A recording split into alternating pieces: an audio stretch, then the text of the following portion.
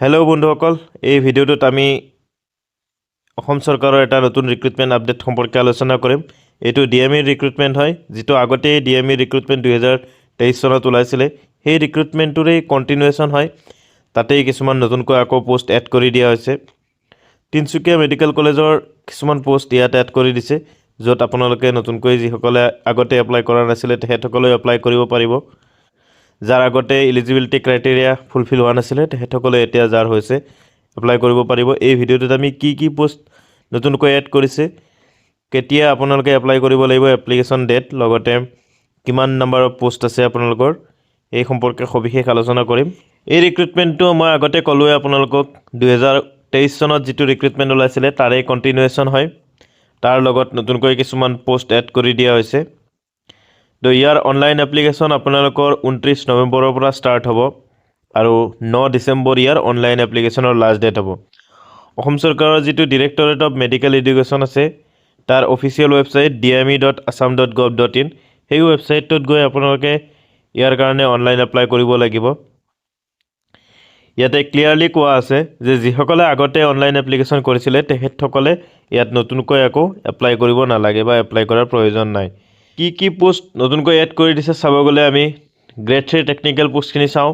ইয়াতে আপোনালোকৰ ভালেই সংখ্যক পোষ্ট আছে। কিছুমানত eligibility criteria only higher secondary pass লাগে, কিছুমানত বেচেলৰ ডিগ্ৰী লাগে আৰু কিছুমানত হায়াৰ ছেকেণ্ডেৰীৰ লগতে আপোনালোকৰ পেৰামেডিকেলৰ ডিপ্ল'মা লাগে। মই পোষ্টখিনি আপোনালোকক কৈ দিছোঁ। এনেষ্টেটিক টেকনিচিয়ান, তাতে অবভিয়াছলি এনেষ্টেটিয়াৰ আপোনালোকৰ টেকনিচিয়ান কোৰ্চ লাগিব।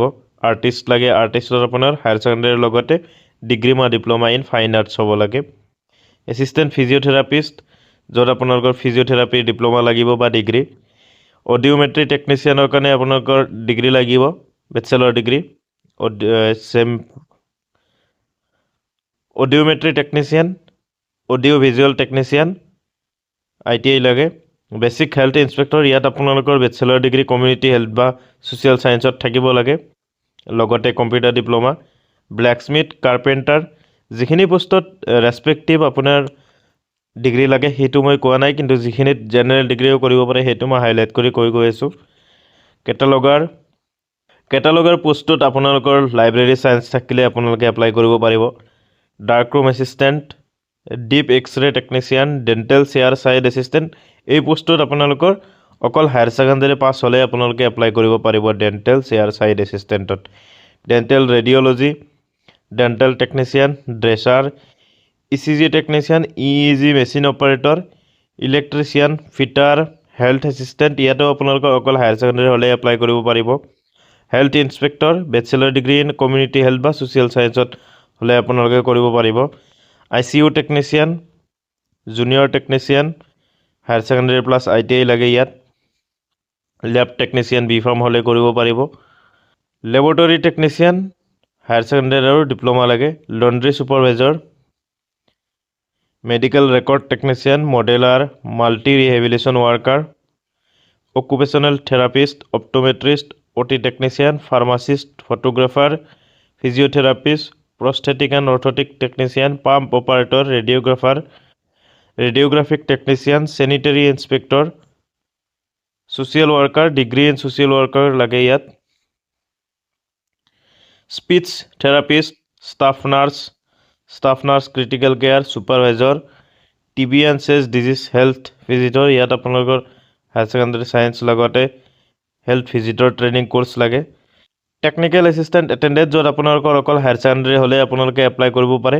তাৰপিছত টেকনিচিয়ান আছে, টেকনিচিয়ান অডিঅ'মেট্ৰি আছে, টেকনিচিয়ান ৰেডিঅ'থেৰাপি আছে, টেকনিচিয়ান এছিষ্টেণ্ট ফৰ CSS আছে, ইয়াতে আপোনালোকৰ চাৰ্টিফিকেট লাগিব।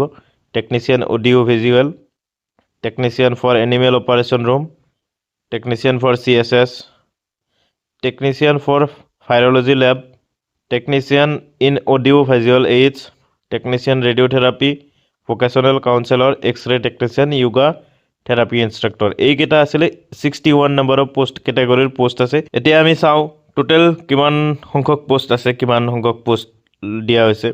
তো এনেষ্টেটিক টেকনিচিয়ানৰ 5টা, আৰ্টিষ্ট 2টা, এছিষ্টেণ্ট ফিজিঅ'থেৰাপিষ্ট 3টা, অডিঅ'মেট্ৰি টেকনিচিয়ান 1টা, অডিঅ' ভিজুৱেল টেকনিচিয়ান 5টা, বেচিক হেল্থ ইনস্পেক্টৰ 6টা, ব্লেকস্মিথ 3টা, কাৰ্পেণ্টাৰ 2টা, কেটালগাৰ এটা, ডাৰ্ক ৰুম এছিষ্টেণ্ট 6টা, ডিপ এক্স-ৰে টেকনিচিয়ান এটা, ডেণ্টেল চেয়াৰ চাইজ এছিষ্টেণ্ট 3টা, ডেণ্টেল হাইজেনিষ্ট এটা, ডেণ্টেল ৰেডিঅ'লজি এটা, ডেণ্টেল টেকনিচিয়ান 14টা, ড্ৰেচাৰ 4টা, ECG টেকনিচিয়ান 2টা, EEG মেচিন অপাৰেটৰ এটা, ইলেক্ট্ৰিচিয়ান এটা, ফিটাৰৰ এটা, হেল্থ এছিষ্টেণ্ট এটা। এনেকৈ আপোনালোকে পোষ্ট কিমান পোষ্ট আছে আপোনালোকে চাব পাৰে।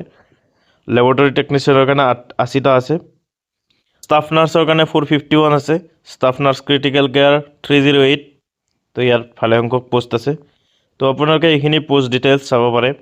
এতিয়া যদি আমি এজ লিমিটৰ কথা কওঁ, যিখিনি আনৰিজাৰ্ভ কেটেগৰী হয় তেখেতসকলে 18 to 40 years maximum age limit, minimum 18, OBC MOBCৰ কাৰণে 43, SC STৰ কাৰণে 45 আৰু PWDৰ কাৰণে 50 ইয়াৰ্ছ মেক্সিমাম। ইয়াত কোনো ধৰণৰ এপ্লিকেশ্যন ফিজ নাই।